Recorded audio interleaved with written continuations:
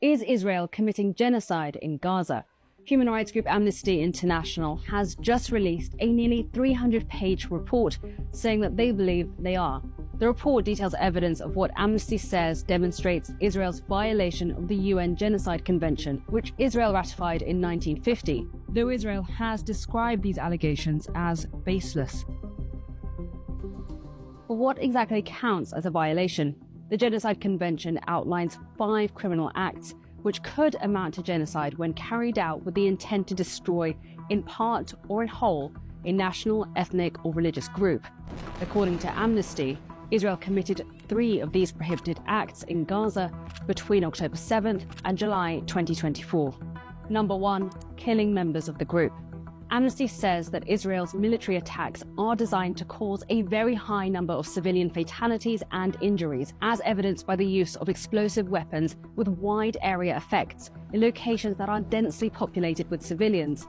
The second act that would constitute a genocide, causing serious bodily or mental harm to members of the group. UN data shows that approximately 22,500 people were estimated to have suffered life-changing injuries requiring long-term rehabilitation. According to the Palestinian Health Ministry, more than 100,000 people have been wounded so far. And number 3, deliberately inflicting on the group conditions of life calculated to bring about its physical destruction in whole or in part. Amnesty examined the forced mass displacement of Palestinians, with more than 90% of Gaza's 2.2 million population now internally displaced, according to the UN. The report goes on to highlight how civilians have repeatedly been ordered by the Israeli military to evacuate to so-called humanitarian zones, with offer little in the way of shelter or protection, and have repeatedly been targeted by Israeli airstrikes. The amount of aid reaching the Strip has also been severely restricted by Israel's obstruction of land crossings and refusal to provide secure routes for humanitarian organizations to access certain areas. The Israeli officials have previously denied impeding humanitarian access to Gaza.